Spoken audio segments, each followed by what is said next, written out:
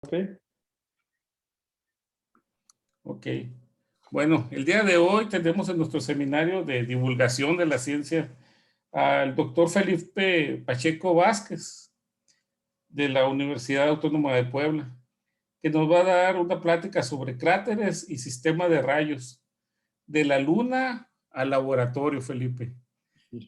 Qué título tan sugerente, ¿no? Sí, sí.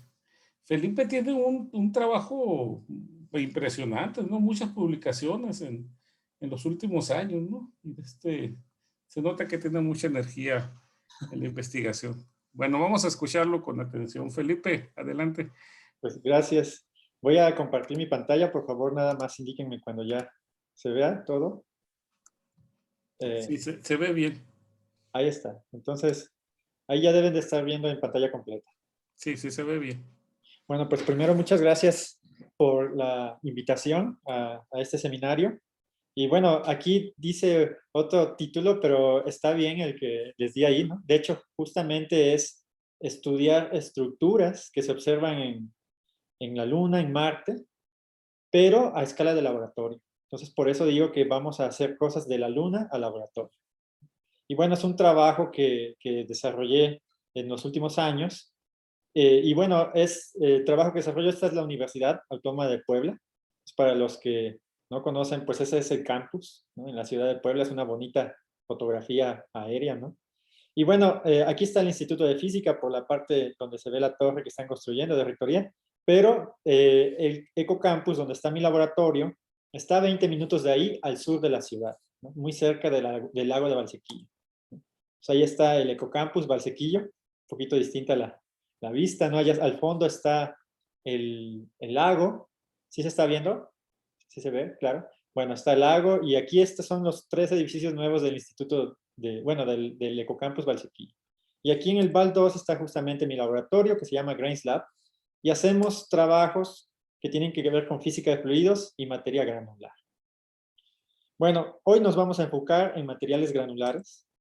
Y bueno, los materiales granulares están en todos lados. De hecho, construimos con ellos, por ejemplo, todos los materiales para construcción, la grava, la arena, el cemento, son ejemplos de materiales granulares. Medimos el tiempo con ellos. Por ejemplo, pues un reloj de arena es materia granular, es un flujo de materia granular. También bueno, los comemos, ¿no? Todos los granos, el maíz, el arroz, el café, ¿no? Son ejemplos de materiales granulares. Son partículas que son distinguibles a simple vista, ¿no? Que disipan su energía principalmente a través de fricción entre su superficie y colisiones entre los granos, ¿no? Entonces también nos los tomamos como pastillas, los respiramos, partículas un poco ya más pequeñas como el polvo o el hollín, ¿no? Las cenizas de un volcán, son ejemplos de material granular ya en el límite de los granos más pequeños. E incluso nos podemos divertir con ellos, ¿no? Los niños jugando con la nieve, ¿sí? O con la arena en la playa, son ejemplos también de materiales granulares. Pero bueno, los podemos usar también, ¿no? Por ejemplo, podemos utilizarlos, como les decía, disipan energía a través de fricción entre los granos y colisiones entre las partículas. Y entonces la materia granular es muy buen medio de disipador de energía. Entonces eso lo pueden ver en este video, donde van a ver que viene un tráiler, ¿no? Ahí viene el tráiler, se aproxima y seguramente han visto estas pistas de emergencia, ¿no? En las autopistas. Entonces viene el tráiler con energía cinética y su energía muy rápidamente se disipa cuando el tráiler entra en la arena, ¿no? Entonces, porque tiene que mover una gran cantidad de granos y al ser granos, la superficie efectiva del medio es mucha y hay más fricción entre todas estas superficies y la energía se disipa rápidamente. He hecho trabajos, por ejemplo, sobre cómo calcular, ¿no? la cantidad de energía disipada en estos sistemas granulares. Por ejemplo, podemos bueno, inventar un amortiguador granular, como en el video de abajo. Por ejemplo, ahí están viendo un tubo que está vacío y los otros tubos tienen una cantidad de granos, ¿sí? Ahí arriba se indica la masa, ¿no? 1.5 gramos, 3.5 gramos, etc., ¿no? Entonces van a notar que el tubo con una cierta cantidad de granos disipa su energía muy rápidamente. Son particulitas que están ahí adentro. Y el primer tubo que tiene tras el impacto, pues se mantiene ahí rebotando, ¿no? Porque su energía no se disipa tan rápidamente como en los otros casos. Entonces, los amortiguadores granulares pueden utilizarse, ¿no? O los medios granulares pueden utilizarse para amortiguar impactos. Entonces, esos son ejemplos de esas aplicaciones. También los podemos usar, los medios granulares, para estabilizar burbujas. Por ejemplo, aquí es un chorro de granos secos, así como si vertieran ustedes arena en un chorro de agua. Y entonces los granos estos hacen que entre aire en la superficie, la deforman y hace que entre aire y atrapan aire, ¿no? Formando burbujas, así como si ustedes abrieran la llave del agua y ponen un vaso con agua, pues entra el agua y ven que hay formación de burbujas. Nada más que en el caso del agua, esas burbujas son muy inestables, muy rápidamente llegan a la superficie, coalescen con la superficie, ¡pum!, y desaparecen. Pero en el caso de granos, como pueden ver aquí en este video, ¿no? Entra en los granos, atrapan aire, forman burbujas, pero al existir una triple interfase aire, agua y granos, los granos se pegan a esta superficie en la interfase y entonces generan estas burbujas que son estables. Y algo interesante es que esas burbujas, por ejemplo, las pueden tener ahí durante incluso, bueno, horas, ¿no? O meses. Por ejemplo, estas fotos de aquí fueron tomadas 2 meses después de que se formaran, ¿no? A través de un experimento muy simple como este. Y además puedes controlarlas porque dependiendo del tamaño de los granos, si son grandes o pequeñas, pues la fuerza de empuje que actúa sobre el encapsulado granular, ¿no? Pues si es mayor que el peso, pues hace que las burbujas suban, y si es menor que el peso, pues hacen que las burbujas bajen. Y eso lo puedes controlar con el tamaño de los granos. Aquí, por ejemplo, pues pongo todas las fuerzas, ¿no? Aquí pongo un ejemplo de un grano que está pegado a la interfase del aire-agua, y entonces hay distintas fuerzas actuando entre ellas. Está la fuerza capilar y la fuerza de buoyancia, que para un grano que está abajo de la burbuja actúan hacia arriba, como fuerzas de pegado. Y hay fuerzas de despegado, ¿no? Que son el peso, el arrastre del aire, del agua que está alrededor. Y entonces uno puede jugar con todos esos parámetros para determinar bajo qué condiciones los granos se pegan o no se pegan, dependiendo de la temperatura, del tamaño del grano, etc. Entonces, todos esos detalles los pueden ir viendo, por ejemplo, en las publicaciones que acompañan a estos trabajos, ¿no? Se pueden ver aquí. Bueno, esto puede ser interesante, ¿no? Porque si ustedes pueden estabilizar burbujas, por ejemplo, para una cervecera, ¿no? En una cerveza, pues a ti te gusta que haya cierta espuma, si quieres que la espuma sea estable, pues tal vez puedas agregar, así como en las micheladas, ¿no? Alguna especie de polvo o de granos que sean comestibles a través de este mecanismo, generar burbujas y estabilizarlas durante mucho tiempo, para que no se desaparezca esa espuma que es deseable, ¿no? Por ejemplo, las cervezas europeas son famosas porque sus espumas son muy estables, ¿no? Pero si nos tomamos varias cervezas mexicanas, apenas las viertes, sube la espuma y muy rápidamente desaparece, ¿no? Entonces podría ser interesante agregar alguna especie de este mecanismo para estabilizar su burbuja.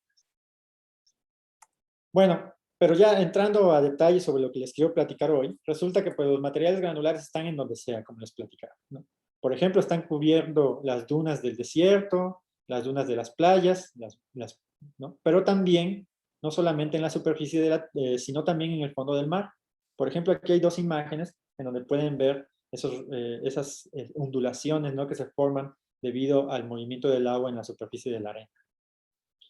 Y bueno, también se hacen esas estructuras en el fondo del mar, en las dunas, pero también hay estructuras artificiales, ¿no? Que hemos aprendido a hacer, por ejemplo, un castillito de arena, cuando mezclamos agua con un poquitito de agua con arena, pues resulta que si le agregamos a la cantidad de arena un 4% del volumen equivalente en agua, podemos construir los castillos de arena más altos que puedan imaginar. O sea, no debe ser mucha agua, alrededor del 4%.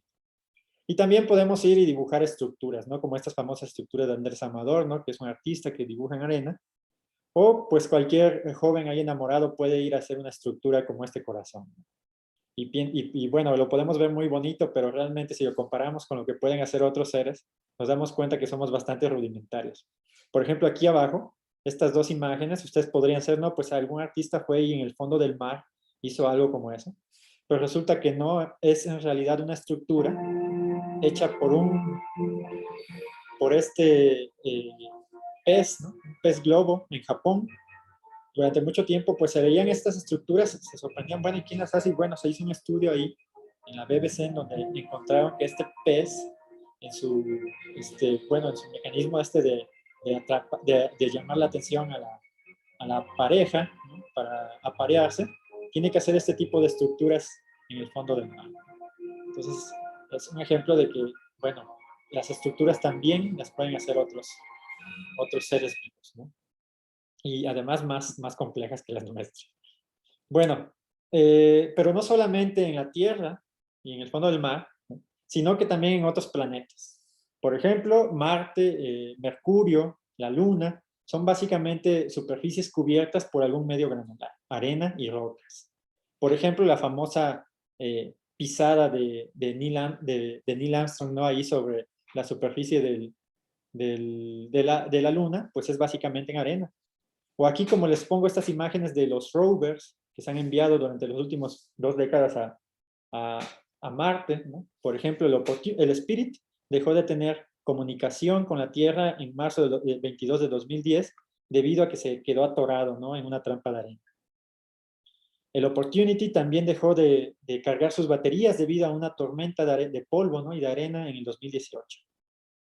Y esta es última imagen del Perseverance, ¿no? En el 2020, que está ahí navegando básicamente, moviéndose sobre arena.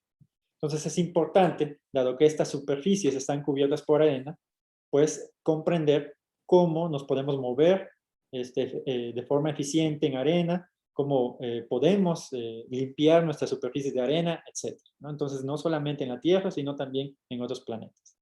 Y bueno, la estructura más famosa que existe en estas superficies granulares, pues son definitivamente los cráteres, ¿no? Los cráteres hay de distintas formas, cráteres simples, de forma de tazón, cráteres complejos, con picos, como en la parte, como este cráter que se llama Herschel, en Mimas, una luna de Saturno. Si ven, tiene un pico central, se le puede ver bien por su sombra. O Mercurio, que está cubierto de cráteres simples y complejos, ¿no? Cráteres que pueden tener algunas depresiones incluso. En la Tierra, pues hay cráteres muy grandes, como el Meteor Crater en Arizona, o el más famoso de ellos, pues el cráter de Chicxulub, ¿no? En la península de Yucatán. Y bueno, los cráteres fueron primero observados por Galileo Galilei. De hecho, él construyó su propio telescopio, ¿no? Y apuntando a la Luna, observó que había unas depresiones. Antes se creía que la Luna era una esfera perfecta, ¿no? Y entonces Galileo la dibujó en su Sidereus Nuncius, por allá del 1609, y las dibujó con estas depresiones, ¿no? Y había montañas y también depresiones. De hecho, pues fue por otros motivos que lo condenaron al arresto domiciliario, por la idea esta de la teoría copernicana, pero esto también abonó al hecho de que pues, la Tierra ahora ya no solamente no era el centro del universo, ¿no? Sino era el Sol, de acuerdo al modelo de Copérnico, pero además la Tierra no era una esfera perfecta, ni la Luna, ¿no? Sino que había depresiones como si hubiese, y esas depresiones se propuso la teoría de impacto, ¿no? Para tratar de explicar. Bueno, les comento, la palabra cráter, ¿no? Viene del griego, que significa, bueno, de la misma palabra griega, cráter, que significa tazón para mezclar, ¿no? Contenedor usado, y era un contenedor, debido a que se parecen mucho a este tipo de contenedores que se utilizaban para mezclar agua y vino. Entonces de ahí viene la palabra cráter. Y bueno, después de las observaciones de Galileo, se propuso, nosotros sabemos que hoy en día, que la mayoría de los cráteres pues, fueron formados por impactos de meteorito, ¿no? Si yo les pregunto a ustedes, dicen, no, pues impacto. Y esa teoría fue propuesta por Hooke desde 1655. Pero en ese momento se consideró ridícula e incluso herética, por lo que les decía, ¿no? La Tierra ya no estaba en el centro del universo, la Luna no era una esfera perfecta, a pesar de estar en el cielo, ¿no? Donde estaban los cuerpos perfectos, sino que tenía estas irregularidades y depresiones como si alguien las estuviese impactando, ¿no? Como si las estuviesen apedreando. Entonces se consideró ridículo y curiosamente la teoría no fue totalmente aceptada hasta los 70s del siglo pasado, 1970, ¿no? Después de la llegada del hombre a la Luna. Por ahí de 1920, un famoso Benneger hizo estudios sobre estos cráteres, retomó la teoría de impacto y no fue totalmente aceptada hasta los 70. Y bueno, hoy sabemos que hay distintos mecanismos para formar cráteres. Hay cráteres de impacto, como les decía, los formados por meteorito, como el Monkey Crater en la Luna.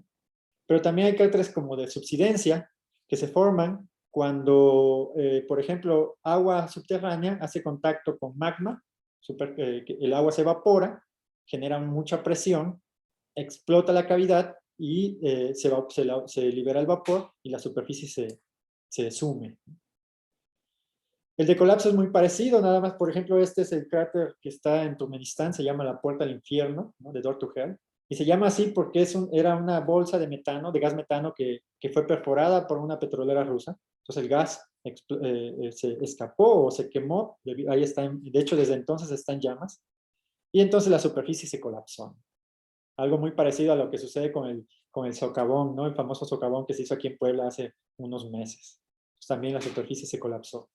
En ese caso, porque hubo una cavidad que se vació básicamente de agua y entonces la superficie colapsó. Y bueno, este es otro cráter, este ya es formado de forma artificial por una explosión de TNT. Está en Nevada, en el sitio de pruebas nucleares de Nevada. Entonces, estos son cráteres artificiales de gran tamaño que también se generan por explosiones, por liberación puntual de energía.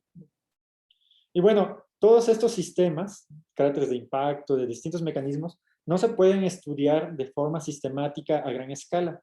Y por eso, pues durante las últimas décadas, pues se han hecho estudios a escala de laboratorio, ¿no? Porque podemos generar cráteres por todos estos mecanismos, son experimentos de bajo costo relativamente, ¿no? Y podemos tratar de determinar si se pueden encontrar las mismas leyes de escalamiento que se observan a gran escala, ¿no? Y bueno, tratar de entender si se puede obtener alguna información importante sobre los mecanismos de formación de estos cráteres, pero a escala de laboratorio. Y bueno, eso empezó por ahí del 2000, se empezaron a hacer experimentos de impactos de proyectiles sólidos. Los experimentos son muy simples. Agarrar una esfera sólida de acero y impactarla contra una superficie de arena o de esferitas de vidrio, etc. Y bueno, se ha encontrado, por ejemplo, que las morfologías que se observan pueden ser muy parecidas a las que se observan en superficies lunares dependiendo de la energía de impacto. Además, se ha encontrado que el diámetro del cráter, ¿sí? Si tú mides el diámetro, o sea, de borde a borde, su diámetro escala con la energía de impacto, con la energía cinética de impacto, como una ley de potencias a la 1/4. Y esto está de acuerdo con lo que se obtiene de análisis dimensional. Si uno considera que el diámetro de la esfera, ¿no?, la energía de impacto, la gravedad y la densidad del medio granular, se encuentra que una ley de potencias a la 1/4. Y esa ley, de hecho, se mantiene para distintos niveles de energía, ¿no? Se encuentra para todos los experimentos a escala de laboratorio, pero se estima que la energía, si uno, de la energía estimada para el cráter Mentor en Arizona, que les mostré hace rato, pues también entra en la misma ley de escalamiento. Entonces parece que esta ley a la 1/4 sirve muy bien para describir el tamaño de un cráter como funciona la energía del proyectil impactado, ¿no?, o del meteorito impactado. Y bueno, justamente eso me motivó por allá del 2011, fue el primer trabajo que yo comencé a hacer sobre formación de cráteres por impacto, pero en vez de utilizar esferas sólidas, pues me parecía extraño que no se hubiesen utilizado proyectiles que se desbarataran tras el impacto, ¿no? Un meteorito cuando viene, impacta, pues se pulveriza tras el impacto. Entonces hicimos proyectiles con esferas granulares y los comparamos con proyectiles, con cráteres producidos por esferas sólidas, ¿no? Por ejemplo, esta es una esfera sólida, podemos ver que ahí se mantiene, pero al final del impacto las esferas granulares se deforman, ¿no? Y bueno, cambiando la energía de impacto, desde muy bajas energías hasta altas energías, hasta relativamente energías elevadas, pues nos estudiamos estos mecanismos, ¿no? Ahí tenemos el proyectil impacta, disipa, bueno, se deforma y se destruye por el impacto y empieza a eyectar el material afuera de la zona de impacto, generando esta depresión, ¿no? Entonces el material es eyectado radialmente hacia afuera de la zona de impacto. Y algo interesante es que si vemos estas morfologías, pues hay cráteres simples, hay cráteres con picos centrales, ¿no? Y entonces se parecen mucho a las morfologías que se observan a gran escala. Además, resulta que para estos cráteres también, si vemos en el INSET, pues una gráfica log-log del tamaño del cráter como funciona la energía, resulta que también escala a la 1/4. O sea, independientemente de esta naturaleza granular o sólida del proyectil, los cráteres escalan con la energía de impacto a la 1/4. Bueno, también estudiamos después, esto ya más recientemente, ¿no?, por el 2017, formamos cráteres producidos por explosiones, ¿no?, como los de las grandes explosiones en Nevada, pero ahora de manera sistemática en un medio granular que se puede controlar también su factor de empaquetamiento, todo para hacer más sistemático el estudio. Entonces, básicamente pusimos pequeñas cantidades de pólvora, de esta que usan los niños en los cohetes de Navidad, dentro de unos pequeños explosivos, y variando la masa de la cantidad de pólvora, pues se puede calcular, aquí se movió la fórmula, pero bueno, a través de esta reacción química, uno puede calcular la energía liberada durante la explosión como función de la masa, y entonces graficar el tamaño del cráter como función de la energía liberada. Este es un ejemplo de un video, entonces van a ver ahí que se enciende el explosivo, explota, genera una onda expansiva que genera esta cavidad, ¿no? Fíjense que esto es muy rápido, es del orden de milisegundos ahí en tiempo, y fíjense cómo esa onda expansiva pues provoca esta onda de choque que hace que el material se eleve y el material nuevamente se eyecta hacia afuera. Y bueno, del cráter generado, uno puede hacerlo también en 3D, ¿no? En una cama ya total, y generas este tipo de cráteres que son más que nada cuasicónicos, ¿no? Se asemejan más, en vez de ser un tazón esférico, se asemejan más a una especie de perfil cónico, ¿no? Tal cual se observa también en las explosiones a gran escala. Y de hecho, midiendo el diámetro de los cráteres generados como función de la energía, o sea, de la masa del explosivo, uno encuentra que el exponente es a la 0.3, ¿no? O sea, 3 décimos. Se ha encontrado incluso a grandes escalas, en Nevada Test Site se encontró que era a 3 décimos, y a escala de laboratorio uno encuentra un exponente muy parecido, ¿no? Entonces, puede reproducir a escala de laboratorio lo que se observa a gran escala. Para el caso de subsidencia, también realizamos algunos experimentos. Se van a dar cuenta que son muy simples esos experimentos. Por ejemplo, en este caso era poner una cavidad ahí dentro de una cama de arena. Entonces, este contenedor tiene arena. Ahí está la cavidad. Y medimos la presión. Entonces, la cavidad básicamente es un globo, ¿no? De estos, un globo cualquiera. Se infló, se pone ahí adentro, se llena de arena. Y el globo por la parte de abajo se conecta con una manguera a un tubo en U, que nos permite medir por la diferencia de alturas entre los dos niveles de agua, pues la presión dentro del globo. Entonces, ya una vez conociendo la presión, el volumen de la cavidad y la profundidad, pues hizo un estudio sistemático sobre toda la dinámica. Para ponchar el globo, literalmente con una pistolita de aire, pues de aquí y una jeringa, lanzamos aquí una aguja con la pistola a alta velocidad que penetra el medio granular, poncha el globo, y entonces filmamos el evento con la cámara de alta velocidad. Aquí está un videito. ¿Es un Bernoulli? ¿Sí? ¿Es un Bernoulli? Sí, este es un globo y está conectado aquí a este tubo de agua. Es que no escuché muy bien tu pregunta, pero para medir la presión simplemente hay que ver la diferencia de la columna, de la altura, ¿no? De la columna de agua. Y ya entonces, ahorita vamos a ver cómo se ve. Algo importante aquí, en diferencia con las explosiones, es que la cavidad ya está ahí, ¿no? O sea, no hay una liberación puntual de energía, sino que ya está una cavidad y que va a generarse lo que se ve a continuación. Entonces ahí van a ver la aguja que entra, poncha el globo, ¿no? Literalmente, hace que el aire pueda escapar. Entonces el aire empieza a subir por la cámara granular, empujando la capa de arena que lo cubre, formando esta corona. Pero véanse que aquí el material no es eyectado fuera de la cavidad, sino que el material colapsa dentro de la cavidad. O sea, ahí va colapsando toda la arena, colapsa dentro de la depresión que ya se formó, y el colapso de este material en la depresión pues generan avalanchas de material que convergen al centro de la depresión, y el choque de ese material hace que se genere este jet que está ahí, ¿no? O sea, todos estos granos, todas las avalanchas de material convergen al centro y generan este jet que sube, ¿no? Hacia arriba y finalmente colapsa. Bueno, esta es una foto, ¿no? En donde se puede ver, por ejemplo, el cráter visto desde arriba. Algo importante es que este cráter no tiene un borde abultado, como los cráteres de impacto o los cráteres generados por explosión, porque no hay una onda de choque que genere ese borde, sino que simplemente se colapsa el material.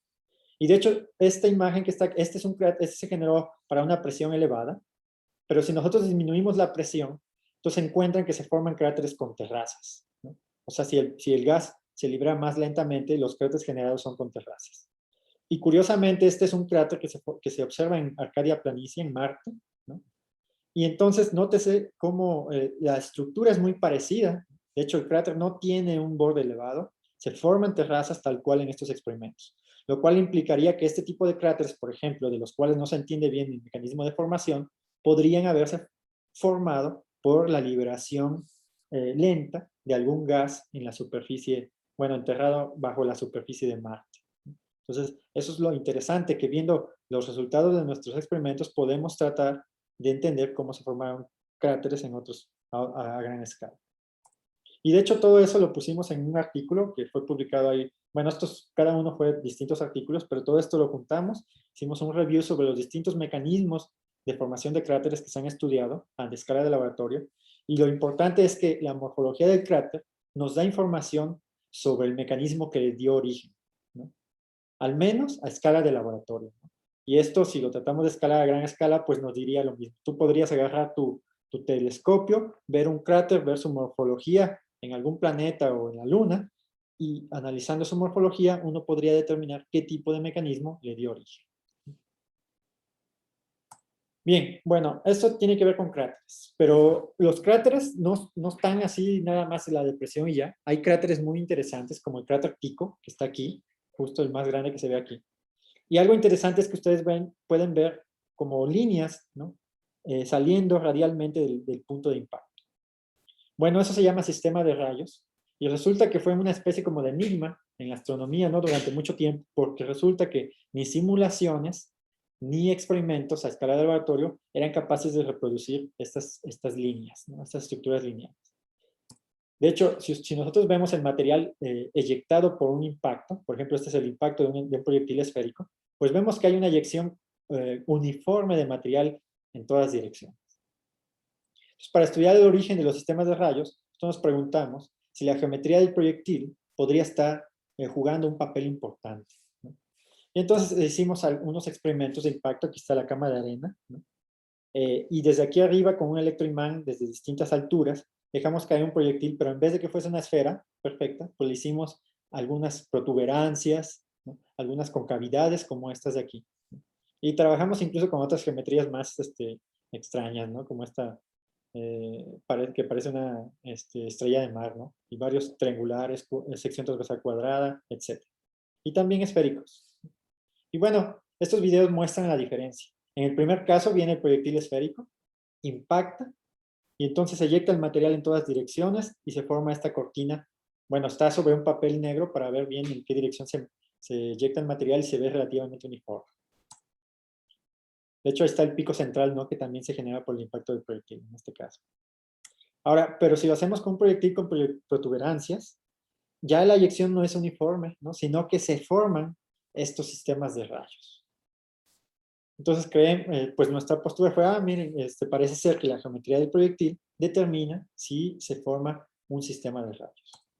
Y bueno, empezamos a jugar, ¿no? Con proyectiles primero con geometrías, por ejemplo, con 16 protuberancias. Son esferitas de acero básicamente metidos en una esfera de plastilina. Y la esfera tiene adentro un núcleo de acero para hacerla más pesada. Pero ahí podemos ver que 16 protuberancias dan origen a 16 rayos. Entonces yo les pregunto, bueno, si el proyectil tiene 4 protuberancias, como en este video que les voy a mostrar, pues uno podría decir, no, pues seguramente se van a formar 4 rayos. Pero no, resulta que se forman 8. 2, 4, 6, 8. O sea, 2 veces, el número de rayos es 2 veces el número de protuberancias. Entonces, para entender por qué en unos casos forman 16 y en otro 8, pues nos pusimos ahí se puede entender por un sistemita geométrico relativamente simple. El material siempre es eyectado normal a la superficie de impacto. Entonces, los granos que son eyectados, por ejemplo, aquí del proyectil que tiene un radio mayor R, pues sale normal a la superficie, pero el de las protuberancias también sale eyectado normal a la superficie. Entonces, los granos que son eyectados de cada protuberancia chocan con el material que es eyectado de la superficie mayor, digámoslo así, y entonces hay una redirección de los granos, ¿no? Formando un rayo. Este rayo tiene un ángulo θ que depende del momento, o sea, del tamaño de la protuberancia con respecto al tamaño del proyectil mayor.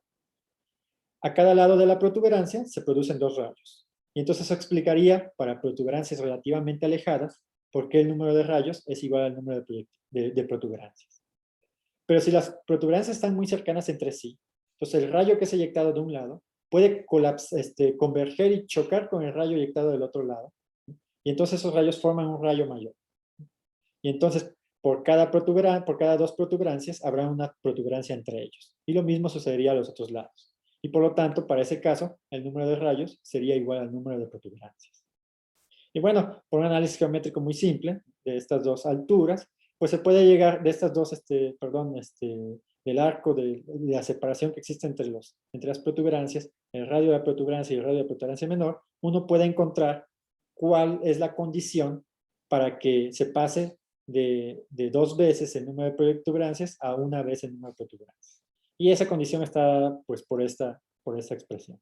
Sustituyendo el radio de la esfera mayor y el radio de las protuberancias para nuestros experimentos, bueno, también se puede calcular el ángulo con el que salen. Y entonces, sustituyendo los valores, nosotros encontramos que esa condición se satisfacía para el número de protuberancias igual a 9.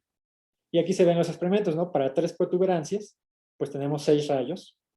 Fíjense que para 4 protuberancias los rayos ya están más cercanos entre ellos, son 8. Para 6 protuberancias ya se pueden ver más juntos. Y ya para 8 protuberancias incluso los rayos empezaban a juntar, como en estos. Entonces ya justamente por debajo de 9 hay 2 por cada protuberancia, pero por arriba de 9, para 10, por ejemplo, 12 o 16 protuberancias ya se juntan los rayos y ya se forma un número de rayos igual al número de protuberancias. De hecho, algo interesante es que no importan las protuberancias sobre o por debajo del ecuador, que es paralelo a la superficie al momento del impacto. Solo importa la geometría de la superficie, de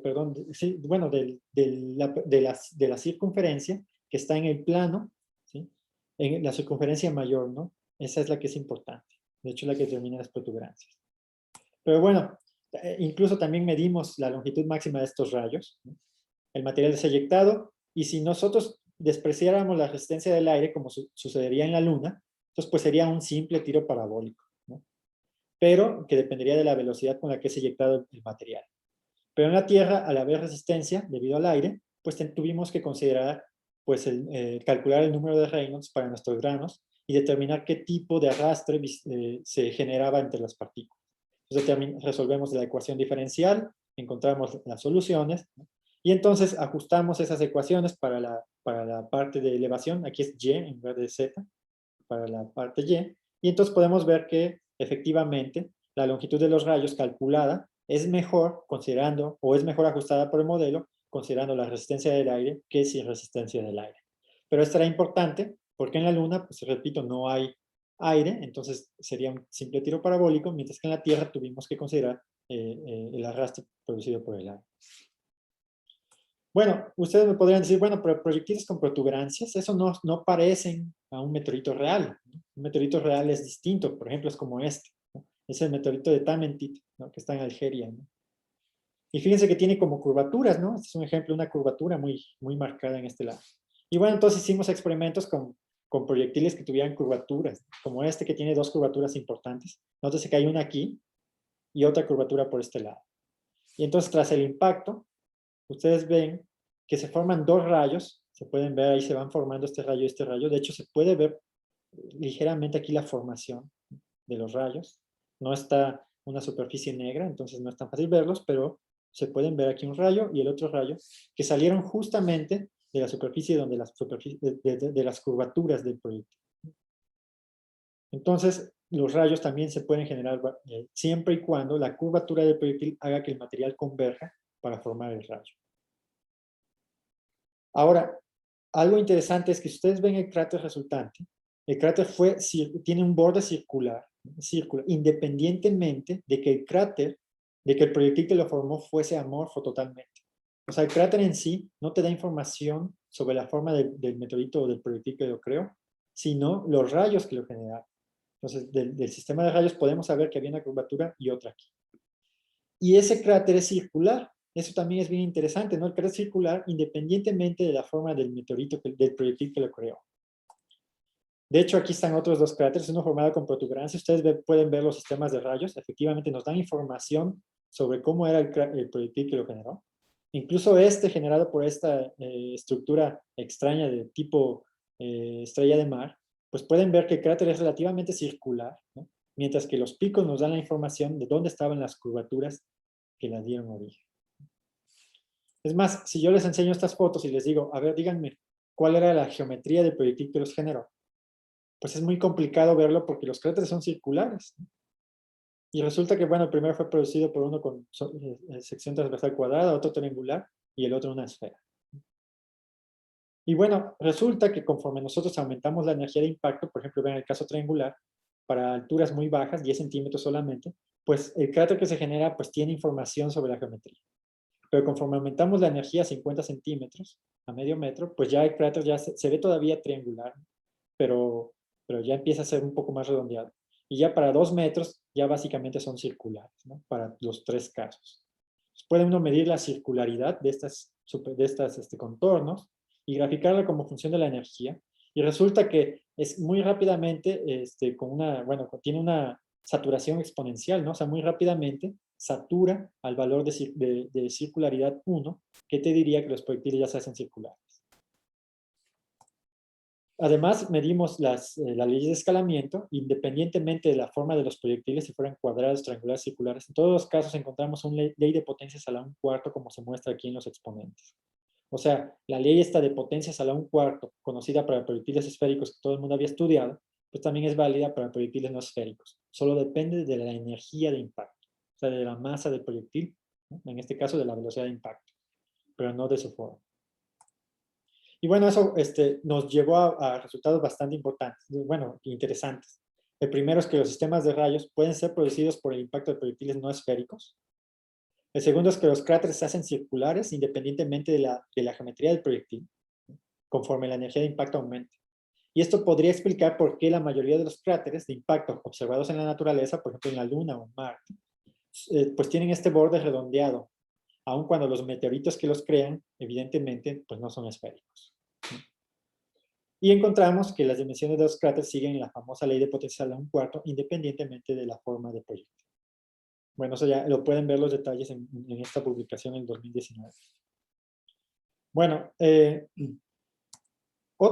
hay más estructuras interesantes, además de cráteres y sistemas de rayos, y la respuesta, pues sí, la comunidad de materia granular ha estudiado varias estructuras durante los últimos años. De hecho, seguramente escucharon esta famosa noticia, ¿no? En donde Hayabusa, que es una nave espacial japonesa, estaba tratando de estudiar a este meteorito que se llama Itokawa. Y entonces resulta que cuando bajó, rebotó, ¿no? Bueno, ese rebote se debe a que pues, no sabemos todavía aterrizar bien en materiales relativamente granulares, ¿no? Pero algo interesante de Hayabusa es que podemos ver aquí que hay una segregación, ¿no? Hay partículas grandes y aquí partículas pequeñas. Y entonces los mecanismos de segregación en materia granular también se han estudiado a escala de laboratorio, ¿no? Este no es un artículo mío, es de unos colegas en Japón, ¿no? Que publicaron en 2017 justamente este tipo de estructuras. También el mismo grupo estudió, por ejemplo, por qué hay algunos asteroides que en vez de ser esféricos o de cierta estructura tienen esta forma de diamante, ¿no? Y entonces esa forma de diamante se puede entender por mecanismos simples de deslizamiento de partículas, ¿no? Dependiendo son meteoritos asteroides que están rotando a alta velocidad. Y entonces esos asteroides generan que se haya una acumulación de partículas en el ecuador, ¿no? Se pueden entender por mecanismos de fricción y se pueden reproducir a nivel de simulación. Hay estas estructuras, se llaman líneas oscuras de Marte, que estoy estudiando actualmente en el laboratorio. Resulta que algunos cráteres tienen estas líneas que parecía que hubiese escurrimiento de algún material, ¿no? Ya sean de granos o de líquidos.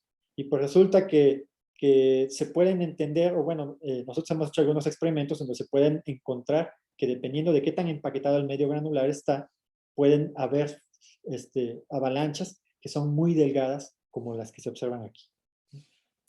Y bueno, ya para terminar, voy a platicarles rápidamente así a mostrarles dos experimentos. Este es un cráter doble. Los cráteres no todos son simples, hay cráteres dobles como este que presumiblemente se forma cuando un meteorito es atrapado por la fuerza gravitacional de un planeta, pero las fuerzas de marea hacen que el meteorito se divida en dos, y entonces los meteoritos básicamente impactan simultáneamente en la superficie. Y tienen estas eyecciones laterales. Bueno, estamos haciendo experimentos, estos son mis estudiantes de licenciatura, Miriam y Edgar, y ellos están haciendo experimentos donde dejan caer proyectiles simultáneamente. Entonces impactan la cama granular, ahí se puede ver cómo eyectan el material, y el material eyectado choca aquí en el centro, ¿no? Y el choque de esas dos eyecciones hacen que se forma una línea, como se puede ver aquí en la imagen, ¿no? El cráter final. Entonces vean que se forma un cráter doble, ¿no? Como uno esperaría, bueno, como por el doble impacto, pero también tiene esas eyecciones laterales que explican estos orígenes. Y de hecho, si nosotros, algo interesante es, si están muy separados, evidentemente los cráteres son simples.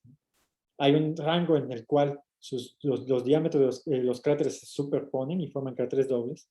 Pero si los dos proyectiles están muy unidos entre sí, entonces son como si fuesen un solo proyectil al mismo momento de impacto. Y entonces el cráter generado es circular, como si hubiese sido producido por un solo proyectil, con el doble de la masa de cada uno de estos proyectiles, con el doble de la energía. Entonces, esto nuevamente tiene que ver con lo que expliqué hace rato, ¿no? Independientemente de la forma del proyectil, en este caso sería una forma como de 8, el cráter es circular, el cráter generado. Bueno, ya finalmente, este es otro trabajo muy en inicios de Fren, en licenciatura también, y él está estudiando impactos de un proyectil contra otro, porque Herschel es un cráter muy interesante, resulta que es un tercio del tamaño de Mimas, la luna que lo contiene. Y los astrónomos pues no entienden bien por qué, si es un cráter tan grande, por qué Mimas no se fracturó tras el impacto. Entonces nosotros estamos haciendo impactos, ¿no?, de ese estilo para determinar cuál es la energía mínima que debe tener un proyectil para generar fracturas en el otro cráter. Estos fueron estudios preliminares, ahorita ya los estamos haciendo en caída libre, o sea, los dos proyectiles, tanto uno contra el otro, se lanzan, ¿no? Pero estos fueron los primeros videos en donde mostrábamos que cuando hay cierta energía de impacto, pues empiezan a generar fracturas. Bueno, entonces en general lo que les he mostrado es que hay distintos experimentos a escala de laboratorio que se pueden hacer para tratar de entender todas estas estructuras que se observan a gran escala. Por eso es esta idea de que nos podemos ir de la Luna y de las superficies de Marte hacia el laboratorio. Pues el apoyo financiero siempre es, bueno, todos esos trabajos fueron financiados por CONACYT, así que pues agradezco al CONACYT por ello y a todos ustedes por haber puesto atención a esta charla. Espero no haberlos aburrido. Muchas gracias. Ok, Felipe, qué interesante está esta línea de trabajo. No sabía que esto pudiera existir, ¿eh? Sí, es como jugar, ¿no? Dicen que se divierte uno jugando con bolitas. Me acuerdo que una vez un investigador me dijo, oye, tú te diviertes mucho jugando con estas bolitas, ¿no?, que impactan contra la otra. Es Bolitas. divertido. Sí, sí, sí. O sea, hay una línea de investigación que no requiere campos, que no requiere H barra. Caramba, ¿no? De hecho, es pura mecánica, si te das cuenta, es pura mecánica newtoniana, ¿no? Ahí todo lo que se necesita. Sí, pura Yes. mecánica. Pura mecánica de Newton. De hecho, por eso te digo, si te das cuenta ahí, estas ecuaciones, ¿no? Pues es básicamente la segunda ley de Newton metiéndole arrastre viscoso o algún tipo de arrastre por el aire, ¿no? Y ya las resuelves y puedes describir ahí los sistemas de rayos y otras cosas, ¿no?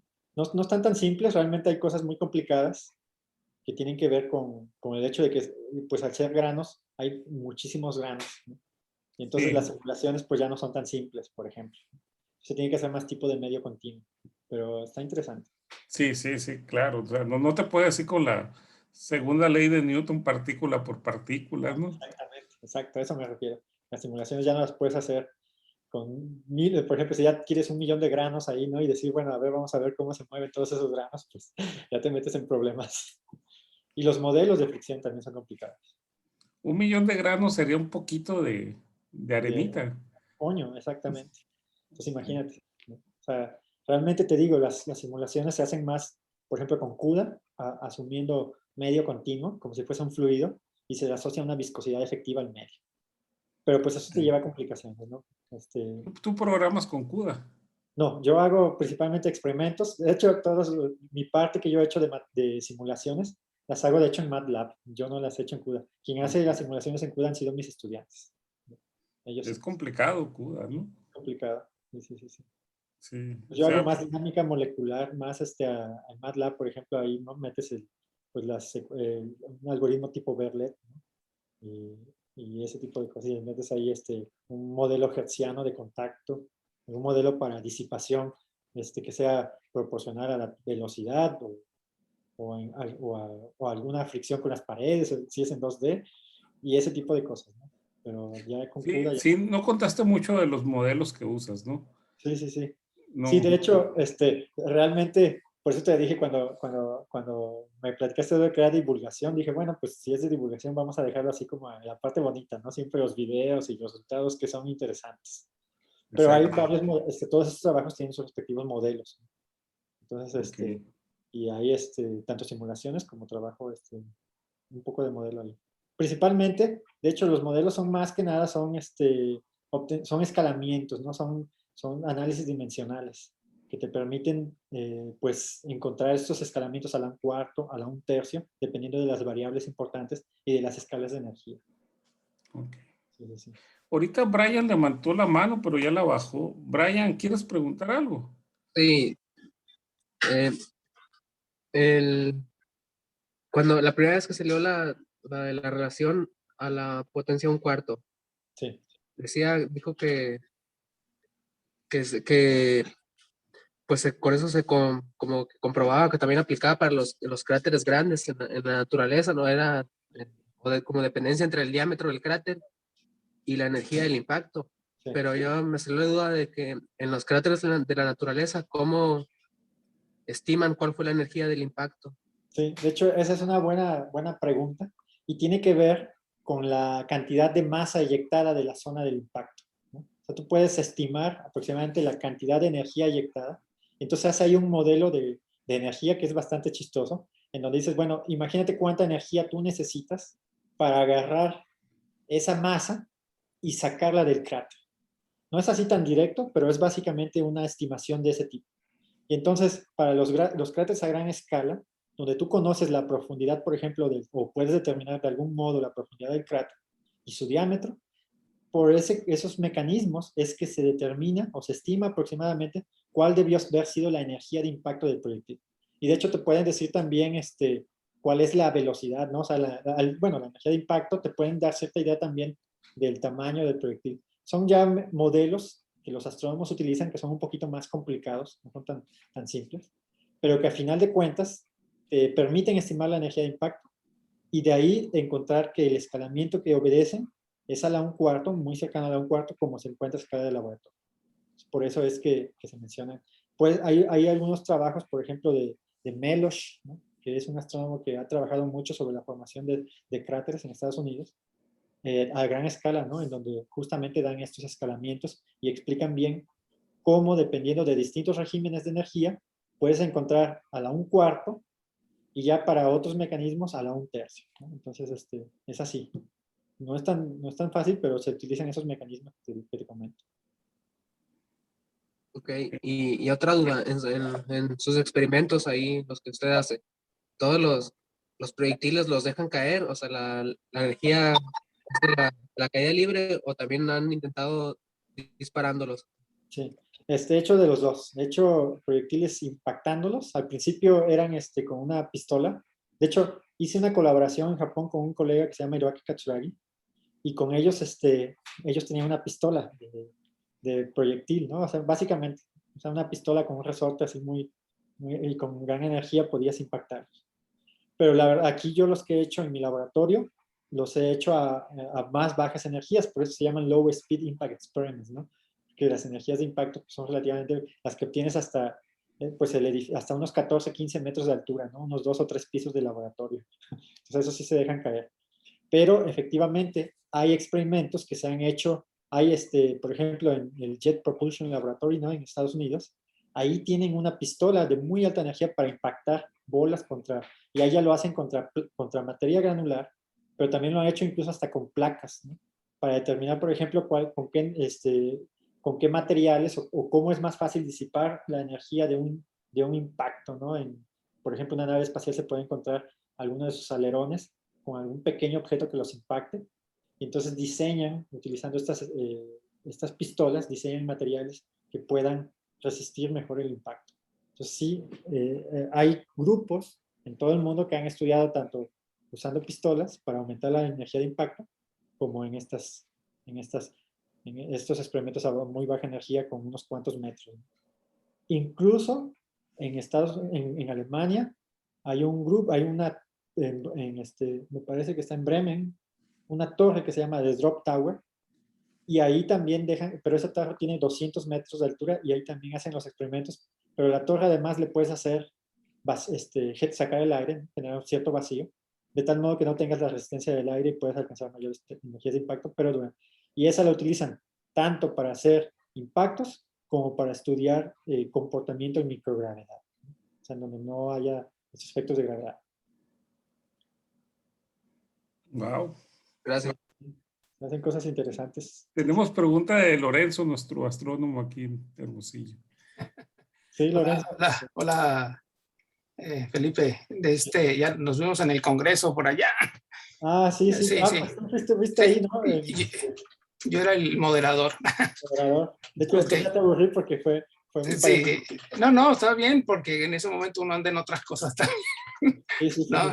Pero, bueno, primero es como una observación, ¿no? Con Sí. respecto a la forma, por ejemplo, usamos el meteorito para ilustrar un impactador ahí deforme, ¿no? Sí. Y nomás el comentario ahí es que el meteorito pues ya pasó por toda la atmósfera, se quemó, se rompió, ¿no? Entonces la forma no es representativa de un impacto en un cuerpo en el sistema solar, por ejemplo, porque precisamente era el padre, ¿no? El que va a impactar o un cuerpo allá.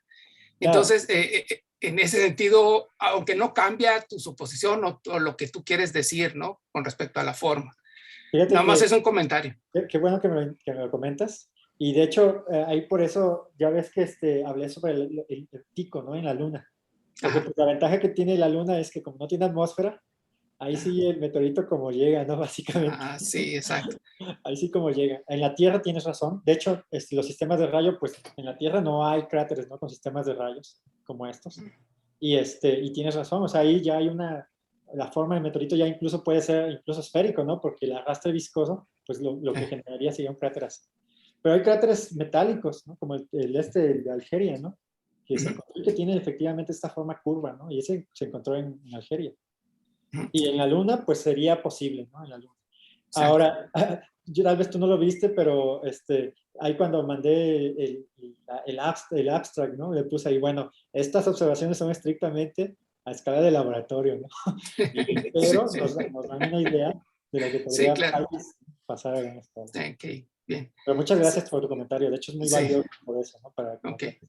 Mira, otra cosa ahí es en los últimos, cuando los que tienen forma de diamante, ¿no? Y que pues es un arrastre de polvo a la cintura, ¿no? Al ecuador, ¿no? Sí. Bueno, allí es una pregunta, o sea, la estructura de ellos mismos son a veces pilas de escombro, como si nosotros, o sea, no están fuertemente unidos. ¿Qué tanto es deslizamiento de polvo y qué tanto esperarías por la rotación misma, ¿no? Y que no están fuertemente unidos. Tan parte de su deformación debería ser parte de la rotación, ¿no? De hecho, la rotación genera más estas formas elipsoidales, ¿no? Típicamente. O sea, la rotación genera como formas elipsoidales. Y estas formas de diamante, al menos en los modelos, lo que muestran, este es un artículo, de hecho, de mis colegas que está ya casi por salir, ahorita publicado, y ellos muestran que sí es necesario incluir este deslizamiento de partículas, ¿no? Para que tú puedas tener la forma esta de diamante. De otro modo, simplemente generan lo elipsoidal. A través de simulaciones, ellos han demostrado que si solamente meten la componente de las fuerzas debido a la rotación del asteroide, se generarían elipsoidales, ¿no? Como la Tierra, por ejemplo, una ligera, ¿no? Oblato, ¿no? Que son cuerpos oblatos. Pero la forma esta de diamante se necesita meter la componente de deslizamiento de partículas. Y ahí nos esperaría, por ejemplo, una segregación también de partículas finas y partículas gruesas entre el Ecuador y los polos. ¿O se ve algo así? Estos resultados que te digo son simulaciones, ¿no? Ahora, los Ryugu y estos asteroides sí se ven esa segregación, ¿no? Sí se ve segregación, pero las simulaciones que hicieron mis colegas utilizan partículas de un solo tamaño. No. Entonces sería interesante ver cómo se segrega el material, ahora metiéndole a esas simulaciones, pues partículas de distinto tamaño. Así, ok. Ellos trabajan ahí en el OIST, ¿no? En Okinawa, una isla de Japón, ¿no? Y en Osaka, en Japón. Es un grupo que yo he estado trabajando con ellos. Son grupos muy buenos, muy interesantes, y tienen que ver también con estas estudios que han hecho en Hayabusa, ¿no? En la nave espacial. Sí. Es un grupo muy De hecho, interesante. ese es algún comentario ahorita que iba a hacer de una pregunta que hiciste el viernes pasado Sí. y que no contesté, bueno, Ándale, el jueves pasado es cuando, que me llamó la atención por eso. Sí. okay, cuando yo di mi plática y que tú hiciste una pregunta y nunca te la contesté completa, entonces esa era una cosa. Pero mira, antes está MIMAS, que tiene un gran impacto y muy grande comparado con su diámetro, ¿no?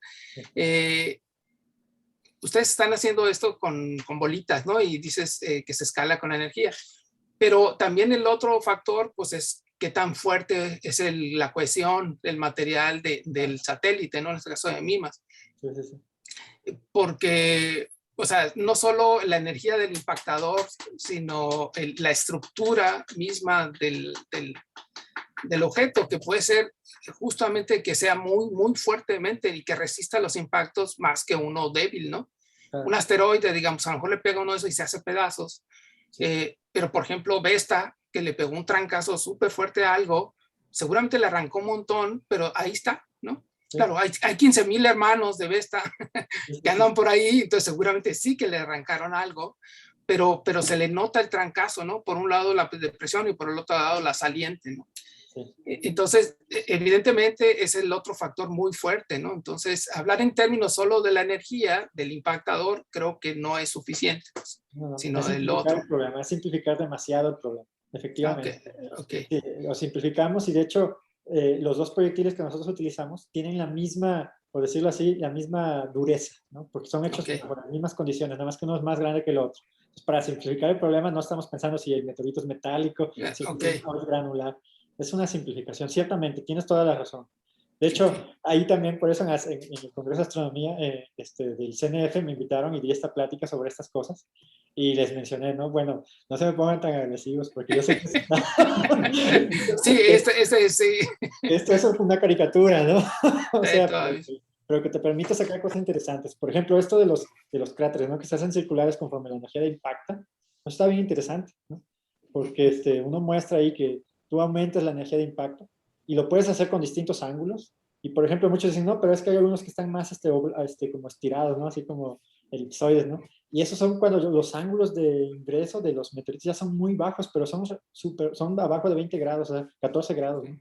Entonces, realmente tiene que ser muy bajo para que se formen ese forma. Pero si están arriba de 20, aunque sea el ángulo de impacto no sea totalmente vertical, se forman circulares. Está...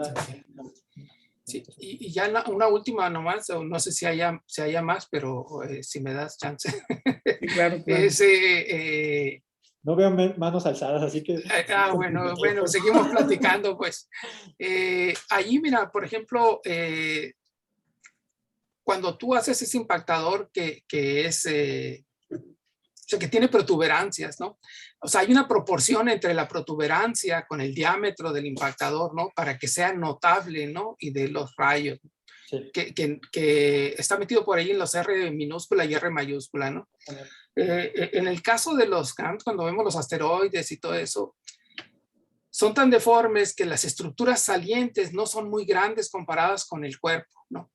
Entonces, no sé, por ejemplo, si en ese caso, en realidad, entonces, ¿qué se le impondría a ese asteroide cuando choca con la Luna y deja rayos? Pues, si las protuberancias no son muy grandes. Sería más como el tipo de Algeria, ¿no? Ya ves que ahí sí tiene una curvatura bien marcada. Entonces mostré después que había unos que si tú impactas un meteorito con una curvatura muy marcada, entonces esos sí generan también rayos. Entonces sería más una curvatura, ¿no? Así una superficie cóncava que genera convergencia del material que es eyectado, genera convergencia hacia el centro, digamos, ¿no? Bueno, obviamente, ¿no? Convergen todo el material eyectado y forma un rayo. Entonces, en ese caso sería asociado a una curvatura muy grande. De hecho, no lo mostré, pero también hicimos experimentos con dimples, ¿no? Con cráteres que tuviesen estas famosas como hoyuelos que tienen muchos de los meteoritos metálicos. Y esos no generan ninguna curvatura, son muy pequeños, ¿no? Deben ser curvaturas grandes, muy marcadas en el meteorito, como el de Algeria, ¿no? Algo así. Esas serían nuestras suposiciones. Bueno, por ahí está Omar Rodríguez levantando la mano, así que... Gracias, Lorenzo. Ahora el que nos vemos. Gracias, Lorenzo. Hola, buenas tardes. Adelante. Tenía una pregunta. respecto, comentabas que, bueno, debería tener un objeto o un meteorito una cierta curvatura, ¿no es cierto?, para formar estos rayos. Sí. ¿Existe un mínimo de radio de curvatura para que se puedan generar? Es decir, ¿no se debe haber un mínimo de curvatura, algún radio de curvatura mínimo tal que a partir de ese radio mínimo se empiecen a formar los rayos? Porque de alguna forma el meteorito que mostrabas tenía curvaturas, unas más pronunciadas que otras, pero entonces en ese sentido las que eran más pronunciadas formaban los rayos. Claro. Y las otras no. Entonces, la pregunta es, ¿hay un mínimo, un radio de curvatura mínimo tal que me permita crear esos rayos? Bueno, sí, mira, si la curvatura es cóncava, ¿no? O sea, de tal modo que siempre va a hacer converger el material, pues evidentemente, pues el rayo será, si es muy pequeña la curvatura, pues el rayo eyectado será muy disperso, ¿no? Y tal vez ni siquiera lo notes. Entonces, las curvaturas, debe ser una curvatura muy grande. No sé si hay o sea, se tendría que hacer un análisis de la superficie del tamaño del meteorito, de la cantidad de material eyectado, para ver qué tan visible es ese rayo, ¿no? Para ver si se puede generar. Si fuese convexa, por ejemplo, la curvatura, evidentemente esa nunca haría converger el material, sería divergente la eyección, como el caso de una esfera, y entonces tú nunca formas rayos, ¿no? La respuesta sería, bueno, pues si fuese muy pequeña, seguramente los rayos serían muy dispersos, y si es muy cerrada, si la curvatura es muy marcada, entonces los rayos serían muy delgados, como los de Tycho. Entonces, se tendría que hacer un análisis, ¿no? Ahí para distintas geometrías, cómo tendría que ser la curvatura.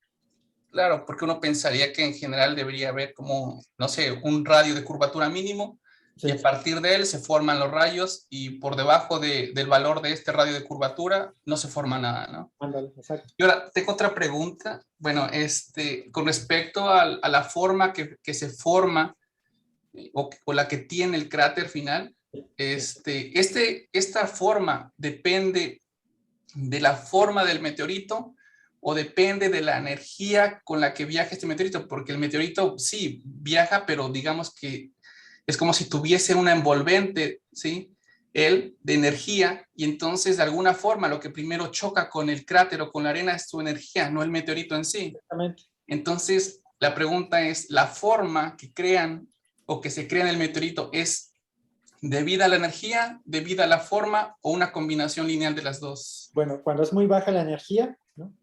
Como lo mostré, depende de la forma.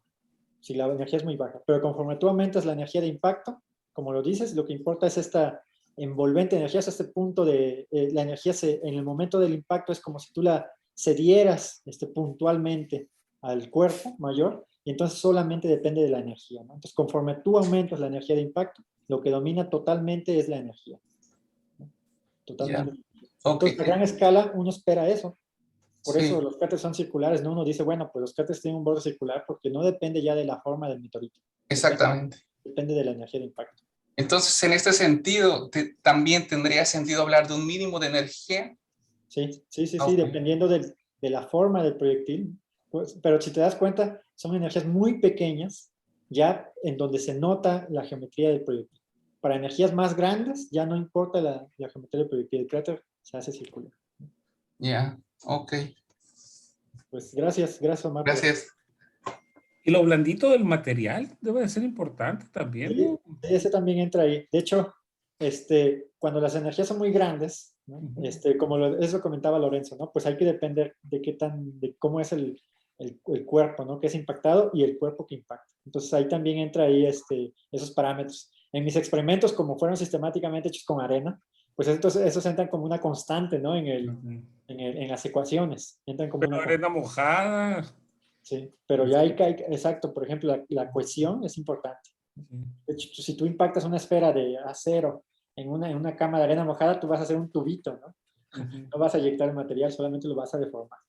Eso entra también en los análisis. De hecho, cuando se hace la energía, incluso estos escalamientos se modifican dependiendo de la dureza del material. Y la dureza afecta a ese exponente. Y de hecho ya no es a la 1/4 exactamente, sino que hay pequeñas desviaciones a la 1/4, pero lo rondan a la 1/4. Okay. No, pues muchas gracias, Felipe, por compartir con nosotros tu línea de investigación. Es impresionante. Gracias a ustedes. Y pues mira, como puedes ver, pues hay muchos estudiantes que con la licenciatura ya pueden hacer este tipo de experimentos, ¿no? Entonces, ojalá y haya, por ejemplo, estudiantes que se interesen, ¿no? Siempre una colaboración con ustedes por allá, que trabajen, bueno, allá pues se podrían hacer, ¿no? Con estudiantes. Son bienvenidos todos los estudiantes también que quieran trabajar. Sí, claro, seguiremos promoviendo aquí tu plática, pero qué interesante que haya física de primer nivel y física clásica, ¿no? Sí, la ventaja es que la puedes hacer con poquito dinero. Sí, también, Sí. ¿no? Sí. Sí. Alguien que tenga corazón mecánico, que ame mucho la segunda ley de Newton. El principio de Fíjate que conservación de energía. eso es chistoso porque yo estaba en partículas elementales, ¿no? Ah, Pues yo mira. trabajé con partículas elementales, de hecho me tocó ir ahí a los experimentos del CERN, ¿no? Y todas esas cosas por allá en Alice. Estuve en Alice un rato por el Ah, órale. 2006-2007. Pero después me di cuenta que se necesitaba mucho dinero para eso y que mejor si aumentabas el tamaño de las partículas, entonces ya podías hacer experimentos más baratos. Y entonces digo, vamos a impactar arena, ¿no? En lugar de impactar Caramba, qué interesante. Dejémonos de cosas, dijiste. Bueno, ya me cambié a partículas más grandes. Yo hago ándale. dinámica de fluidos, te digo que también hago cosas de dinámica de fluidos. Pues esa es otra línea que también pues es física newtoniana, ¿no? En general. Complicada dinámica de Pero fluidos, ¿no? ya no es tan simple, ¿no? Ya esas Sí, sí. ecuaciones de Navier-Stokes ya no son Eh, simples. Entonces, también hago eso y a ver si un día me toca por ahí platicarles sobre las cosas de dinámica de fluidos que hago. ok, ojalá. Muy bien, Felipe. Vamos a dejar de grabar aquí. Ok.